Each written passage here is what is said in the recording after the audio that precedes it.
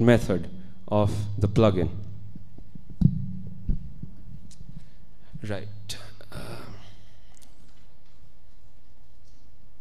So I've created a plugin called MySipX, and here it is.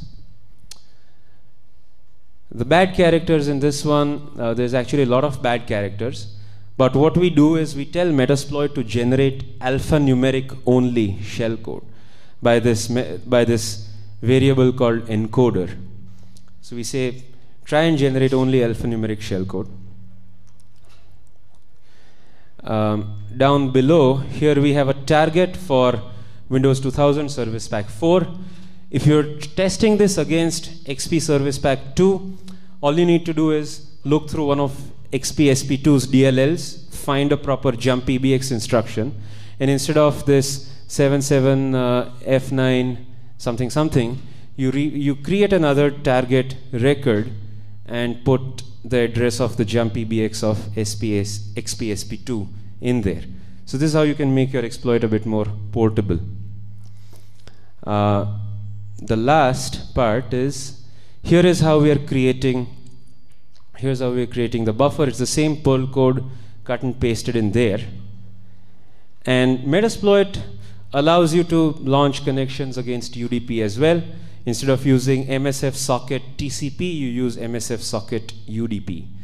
Not only this, but Metasploit's libraries allow you to also create SMB packets, RPC packets, DCE packets with setting proper packet headers. So Metasploit's got a rich set of network packet crafting libraries as well.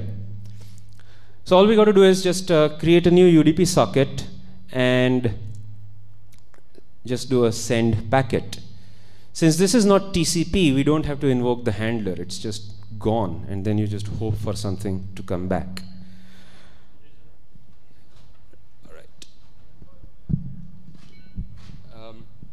Let me now show you how this works within Metasploit.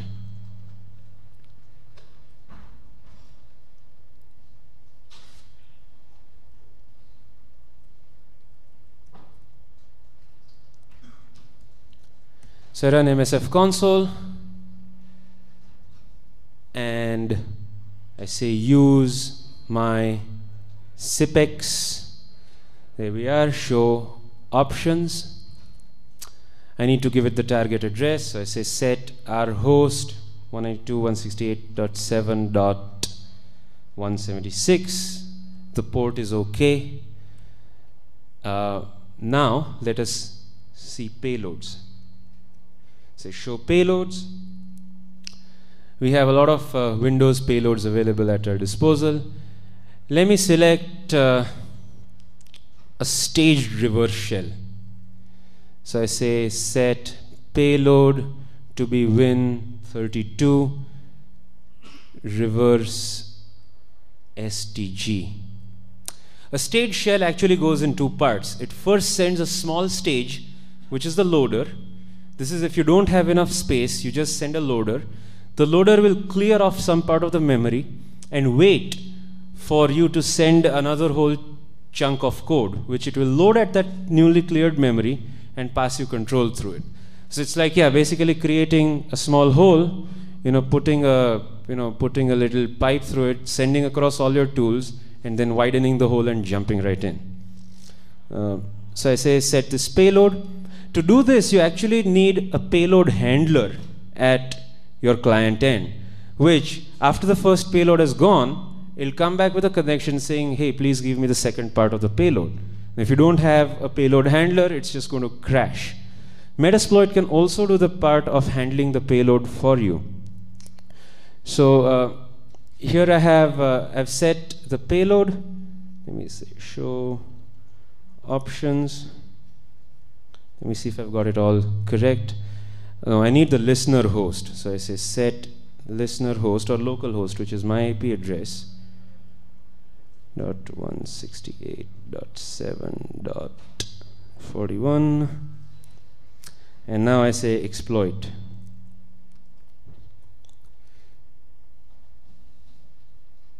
Trying this, exiting reverse handler. Nope, it bombed. Okay. I knew it was going to bomb. And the SIP phone is dead. Okay, let me start another one up.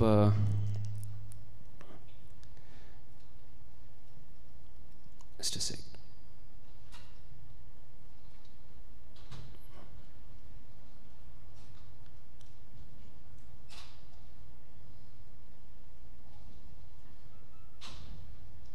Okay, I'm going to choose another payload. I say set payload as Win32 reverse. Okay, I do this. Something went wrong with the stage. I don't know why. I don't have time to debug it right now. But okay, ready to go with this. Let's say exploit. So I hit exploit.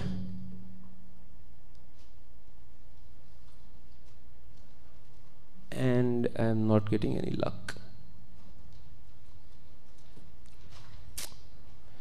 Alright, I think I screwed up this demo, but assume that it would have worked and you'd have got a shell. So I knew something had to go wrong, right? The demo gods always have to heckle you. They heckled me at the end. But very sorry. Anyway, this was pretty much the end of the talk. I just wanted to give you a tour of how you can do exploit development with Metasploit and plugins. We've run out of time, so I'll be around. Sir? Yeah, we can take some questions for the next 5 minutes, or if you guys need to go for lunch, go ahead. I'll be around the conference. Feel free to come and bug me at any time. Any questions?